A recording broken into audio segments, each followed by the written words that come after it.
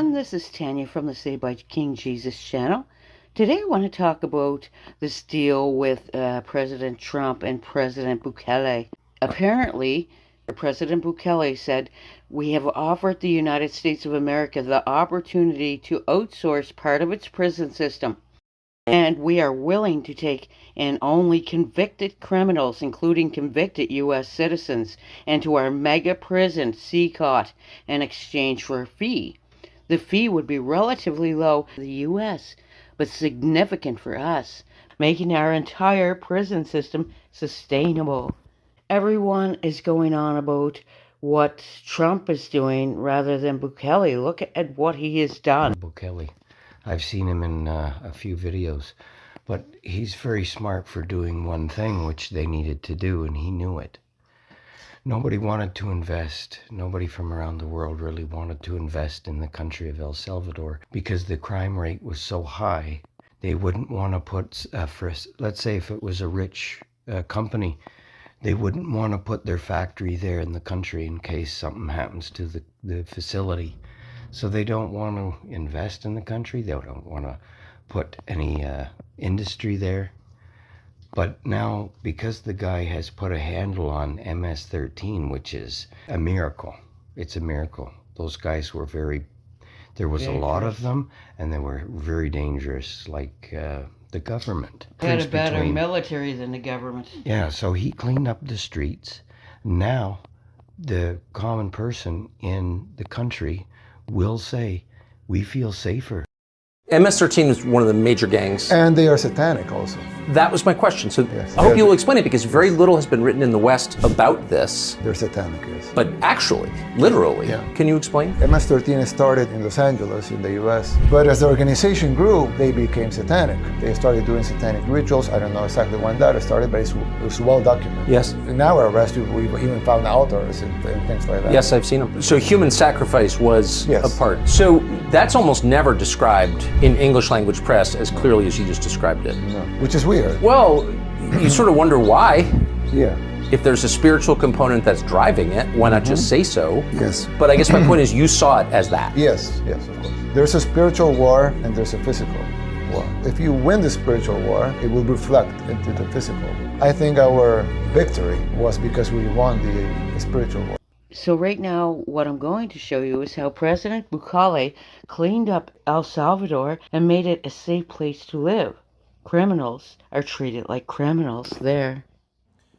Llevamos 8 meses en esta guerra contra las pandillas y gracias a Dios la estamos ganando. Esta es una victoria demasiado sorprendente que está ahí cerca. Que quede claro que la gloria es para Dios y que es de Dios. Nosotros los seres humanos tenemos la dicha de ser instrumentos de Dios, todos nosotros, para llevarle paz, libertad y felicidad al pueblo salvadoreño. Y nosotros somos el instrumento para sanar esta tierra. Cada uno de ustedes son un instrumento de Dios para hacerlo. La paz no se consigue firmando acuerdos entre corruptos, repartiéndose el poder entre asesinos. La paz se construye con trabajo, con sudor, con esfuerzo y con la valentía que tienen ustedes y sus hermanos policías. Debe tener algo que le indica que uno es parte de algo más importante que uno mismo y que vale la pena arriesgar la vida por eso que es más importante que uno mismo. Son valores. Valores como la valentía, como el coraje, como la fortaleza, la disciplina, el patriotismo, el honor, la lealtad, el amor por el prójimo. Son valores fundamentales de la sociedad humana, pero son valores que se están perdiendo cada vez más en el mundo. Si ustedes ven noticias internacionales, se van a dar cuenta cómo los valores más importantes que tiene el ser humano, como el honor, la lealtad, la valentía, el coraje, el amor por el prójimo, son precisamente los valores que cada día se pierden más, que cada día hay menos. Y por eso ven como sociedades que parecía que ya lo habían logrado, ahora se van degradando, porque están perdiendo los valores que los hicieron grandes. Valores que probablemente no eran fuertes en esta tierra, y sí eran fuertes en otras tierras. Y por eso es que esas tierras crecieron y se hicieron grandes. Pero esos valores los están perdiendo ellos ahora. Y por el contrario, en El Salvador, los valores que antes estaban degradados en nuestro país, ahora son los más importantes. Y si no, mírense ustedes, hombres y mujeres jóvenes, que tienen todos estos valores. ¿Cómo no va a surgir una nación con valores así? ¿Cómo no va a surgir una nación que pone primero a Dios y que luego pone su trabajo y su esfuerzo con este tipo de valores? All right, we're gonna go in here. Even as I'm stepping through these doors, En la misma celda. I don't fully grasp what we're about to walk into. Suddenly, you're hit with the intense gaze of dozens locking onto you. These men described as the worst of the worst, tattooed with reminders of El Salvador's dark past. It's tense and uncomfortable. But here, officials say comfort isn't meant to exist. There's no mattresses, there's no sheets. You've got a toilet over here for them to go to the bathroom. You've got this basin here that they use to bathe themselves. And then you can see there's a barrel of water that they can drink from. This is a rare look inside El Salvador's terrorism confinement center, known as SECOT. And he says there's always somebody standing here in front of the cells. And then if you look up, there's another corridor with more security personnel. Luz 24 horas. 24/7 light. The prison sits like an isolated fortress, nestled in mountainous terrain, about an hour and a half drive from the capital. Even with government officials on board with us, we're stopped a mile out. Oh, okay. He's gonna inspect bags now too. Okay, we're clear to get back in. Only to hit another checkpoint. Approaching the main gate, our cell signals vanish. They want to do a full search on us before we enter. SECOT's director, Belarmino Garcia, greets us and takes us through a rigorous security check. Wedding ring. So this is like airport security on steroids. Anything that we're carrying with us. Móvil aquí, teléfono. Okay, anything we're carrying with us has to go there. And then there's a body scan that continues on the other side. Aquí. Shoes off. This one back on. Gracias. Del total. Once cleared, we tour the vast campus, starting with the armory.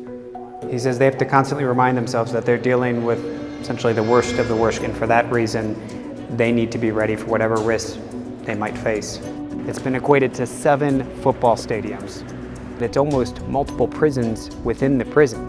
You can see off to the distance, there's 3 different rings as they describe. The far end, you have one that's 9 meters high of concrete, and then above that, 3 meters of electrified fencing. 15,000 volts. 15,000 volts. More than 1,000 security personnel, guards, police, and military are stationed on site. Inmates are assigned to one of 8 sectors. The director tells me the inmates, once they're inside one of these sectors, they never leave. Everything is done within, including doctors, as well as legal visits or court hearings. Each sector holds more than 24 large cells. Roughly 80 inmates per cell, but it can fluctuate. Most bear the markings of the gangs that held this nation hostage for decades, committing brutal acts of violence. You gotta kill people, you gotta rob, you gotta do what you gotta do to survive. You have to do those things. Yeah, you gotta do that. And if you didn't do those things, you wouldn't. You wanna be a gangbanger. We meet 41-year-old Marvin Vasquez, shackled and heavily guarded. What gang were you part of? MS-13. And do you have any gang affiliations? Yeah, I'm tattooed up. What is this? Crazy criminal. Say crazy criminals. Yeah, I made this clique in 2011. You made the clique? Yeah. You were a gang leader? Yeah. What is it like to live here? It's probably not a hotel 5-star, but they give you the 3 times the food. They give you some programs. You go to do exercise. Ejercicio nosotros lo podemos repetir siempre. Some church or religion programs too. But that's limited to just 30 minutes a day. The other 23 and a half hours, they're kept inside and locked up. For inmates who get violent with other prisoners or guards, we're going to close the door. I just want to get a sense of, wow. solitary confinement awaits. light you get is through this hole. And they can be in here for 15 days, potentially. All right, I'm ready to get out. Critics point specifically to the prison's strict control and isolation of inmates, calling it a violation of human rights. The director brought up that a lot of folks will raise concerns from a human rights perspective and an abuse of human rights, that he's calm hearing that because he sees it day to day, the process they go through to maintain, as he sees it, proper punishment. While you're cut off from society here, whispers of life on the outside make their way in. I've heard about it, that it's a new El Salvador, it looks different. That new El Salvador has emerged under President Nayib Burkele, who took office in 2019 and declared a controversial state of emergency more than 2 years ago. It sparked an aggressive crackdown on crime. We see that firsthand as some 2,500 police and soldiers deploy into one neighborhood. It's going to go on through the night for however long it takes for them to root out any suspected criminal elements.